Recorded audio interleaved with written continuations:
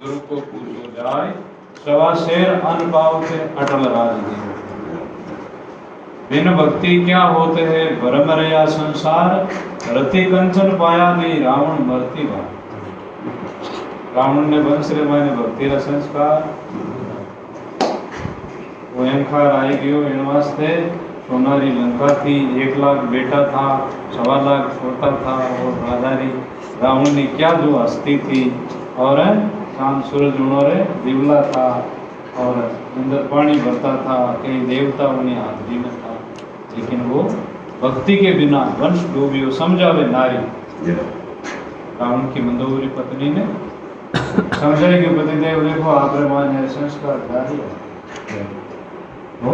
नारी समझाता वो वंश डूब गया। पानी देने वाला नहीं मिला, प्रतिवर्ष सोनो नहीं मिली रे रावण मरती। अनीति से जात है रास्ते जो वंश, तेनु ताला दे गया रावण के। तो कहते हैं कि जहाँ रामानंद जी महाराज के शिष्य धन्ना जी, बेबा जी, सेना जी, नामा जी महाराज पंढरपुर की तरफ, तो नामा जी महाराज जिस टाइम में विराजते थे उन टाइम में हमारे एक सेठ था जो बहुत बड़ा दानी था, करोड़ों का दान करता। कई लोगों ने दान दिया, तो एक टाइम में उन्हें इच्छा हुई मतलब महाराज ने बुलाऊं मैं भी संतों ने, और संतों ने भी कुछ मारे तो नामाजी महाराज महापुरुष था, इन वास्ते भी समझ गया कि ये सेठ है, इन्हें जो दान देने एम कि मैं इतना देता हूँ इतना कोई नहीं देता, और ये कुछ भजन करके और शीलवान होकर के या दानवान होकर के कोई किसी तरह काम करने वाला गुरु महाराज की कृपा बहन बहुत माता रो बेटो समझो वे जना अहंकार नहीं करे, और नहीं तो हर आदमी को थोड़ा कुछ करते ही धन है, विद्या है, और इसी प्रकार से आदमी सुंदर है या आदमी बलवान है, तो मतलब ऐसा कोई बिरला होता है जो आदमी विद्वान होते हुए भी नम्र भाव रहता है और विद्या को बांटता है, नम्रता से बांटता है, अभिमान नहीं करता है। वो सोचता है कि कोई परमात्मा की देन है और कोई देने वाला विद्या गुरु की मेहरबानी है, अब इसको बांटूं मैं, कई लोगों को लाभ मिले, तो वो नम्रता से बांटता है, विद्वान होकर के नम्र रहता है। और धनवान होकर के उन्होंने मगज में एम नहीं आवे कि मैं एक नो माया वाला हूँ, हमारे कने इतनी बड़ी संपत्ति है, और बलवान होकर के भी बल का अहंकार नहीं करे, बल का दुरुपयोग नहीं करे। आठ बड़ा हरि भजन कर, धर्म बड़ा कसु दे, अकल बड़ी उपकार कर, जीवन का फल दे। तो इसी प्रकार से उन सेठ में थोड़ा सा अहंकार तोड़ने के वास्ते महात्मा है वे विचार करें कि इस महाराज के, इस सेठ के अंदर में ये अभिमान है और इतना बड़ा दानी होते हुए भी और भक्ति और दान से इनका कल्याण हो जाए, इन वास्ते इस राजा इस सेठ के लिए ऐसा सोचा गया। महाराज ने बुलाया, पधरामनी करी, बात विगत हुई, बैठा रहा। फिर बादलेवान सेठ ने कहा कि महाराज आप क्या भेंट करूं, आप जो भी कहोगे। तो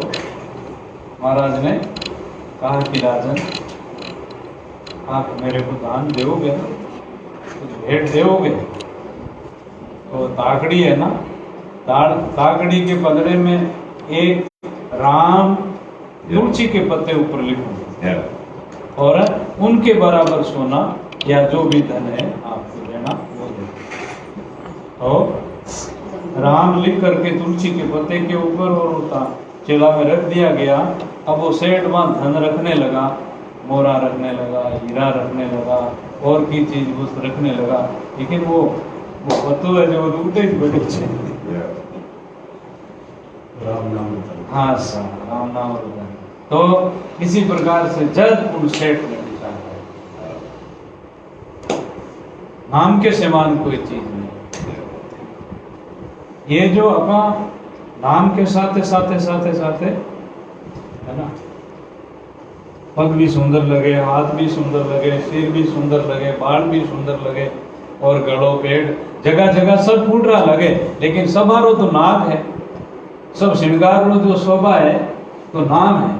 इसी तरह से परमात्मा रो जो नाम है वो, जैसे कोई है जो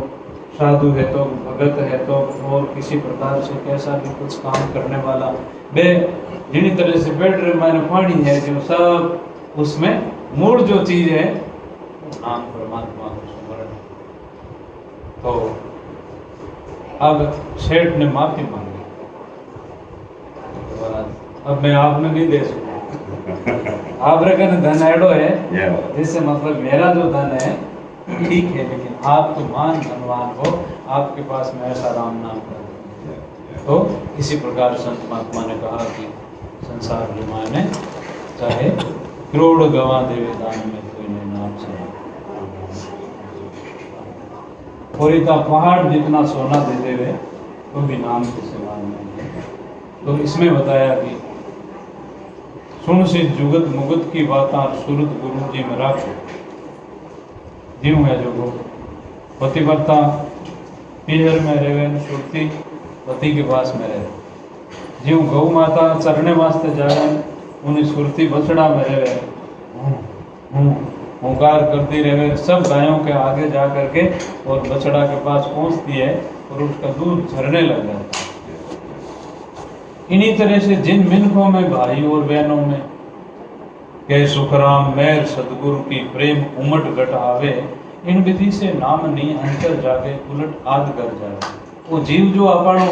जीव परमात्मा से बिछड़ियो है तो पाछो मिलेला उन दिन जीव दूध उपणे कि जीव मान प्रेम उपणे,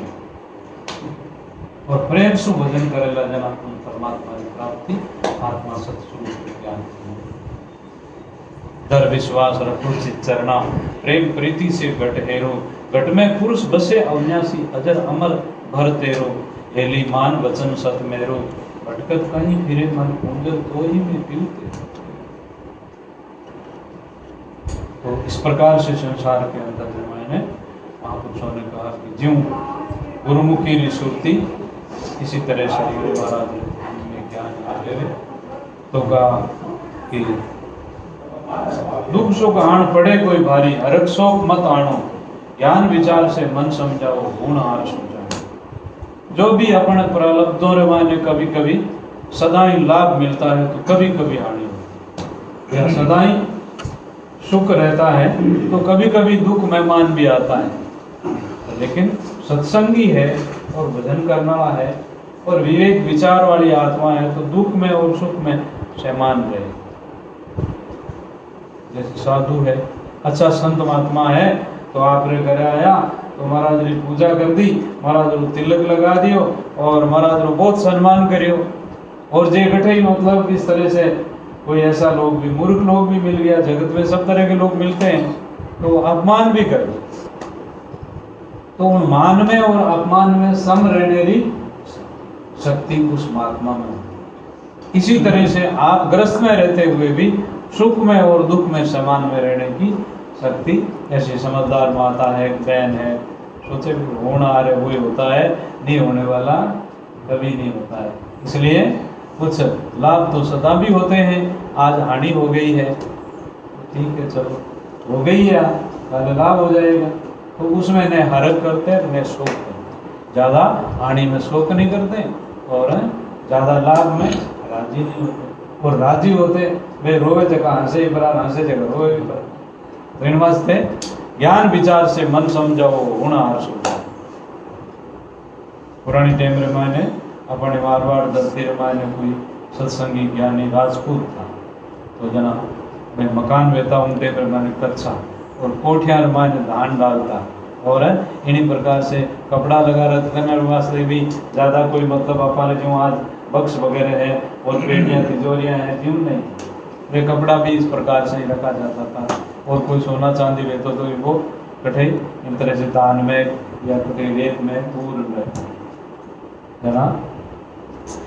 उन्होंने रात्रि टाइम में मैंने आंधीर में आयो जना वो मकान है जो को कच्चो हो वो गिरियो उनके में मैंने बैठा रही वो,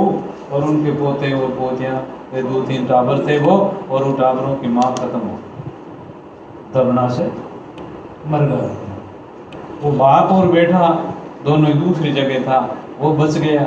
फिर बादरे माई ने जैसे ही वो छांटा पड़ती वैसे ही इस तरह से ज़्यादा आंधी रो जो वो इस तरह से दोटो आयो और वे बरसात होने लगी और धर धर बरसात बढ़ रही। उन्हीं टाइम में चोर प्रवेश हो गया घर में। तो इस प्रकार से चोरों ने भी चोरी कर दी। इसमें जो सोना मिली और जो चांदी मिली वे ले गया और कुछ पैसा टका भी ले गया, कपड़ा धान भी इस तरह से बिखेर दियो गयो और है इसी तरह से वो मकान भी गिर गयो, टाबर लुगाई भी मर गया, वो धन भी गए, दिनों गए। अब वो बाप बेटो आपस में बात करें। तो वो पिताजी समझदार थे और विवेकी थे, सुख दुख में समान थे, उनमें समता थी। तो मतलब उन्होंने, अब वो बेटो रोतो रोतो कह रहे हैं कि पिताजी आपकी बहू भी मर गई, आपके टाबरिया भी चलिया गया और मकान भी गिर गया और रात देखो केड़ी बिगंदरी रात आई जिससे परिवार रो इन तरह से विनाश हो गयो और धन भी ले गया। तने क्यों बेटा धन और कमा लिया, ब्याह उधर और कर लिया, टाबर थोड़ी और हो जाए, लेकिन अपन जीवता रहिए ना, है ना, तो भी बहुत बढ़िया। राम जी ने राखना तो रह गया, ये इतनी टाइम अपन ही लग। अब शोक नहीं करो, ठीक है, समय अनुसार पाँच समझ भी हो और वे कमाई भी लिया और पाँच घर में लुगाई भी आएगी और वो परिवार भी रहेगा। तो इसी तरह से वे समझदार विचार विवेकी होते हैं, वो दुख सुख के मायने हिम्मत रखता है। ये माताएं बहनाएं होती है तो 5 रुपया भेड़ी हुए तो सत्संग नहीं तो 5 तरह की बात है, बाहुनाल होने नहीं 5 बात करें। तो इस प्रकार से जना उनमें सत्संगी माता बहन वे जो कि वह कम बोली या कोई कठे कि नहीं आदमी रो शरीर छूट गयो है कि नहीं घर में इन तरह से कोई लेन देन बात उठ जाए तो वह कोई विघन वे जगह शांत कर दे एड़ी बोल एड़ो सत्संगी भाई वे जब उठे कोई इन तरह की तकलीफ है दुख है तो बेड़ो बोल इन वास्ते मतलब गुरुमुखी का रामदास दर्शन कीजिए जाए, दर्शन से अवगुण मिटे विघ्न विलय हो जाए। भला आदमी बढ़ जाना सो बान समझ दे दी और वे दुखी हा जगह शांति वेगी और बात भी बता दी भाई यूं करो और सब यूं ठीक हो जाए नेचो कराए। साईं तेरे बंदा ने बलियारी शोभत किया परम सुख उपजे बाता केवे तुम्हारे वाने वानी शोभत वेणाऊ वानी संगत वेणाऊ परम सुखरी प्राप्ति वेवे और राम जी री आत्मा री परमात्मा री बाता साईं तेरा बंदा ने बलियारी ऐसा बंदा है वाने बलियारी। राघवदास कहे सुन सुन साची टेमनी बाजो गुरु धर्म में गाड़ा री जो जब सतगुरु पद पाओ सुन से जुगत मुगत की बाता सुरत गुरु जी में राखो।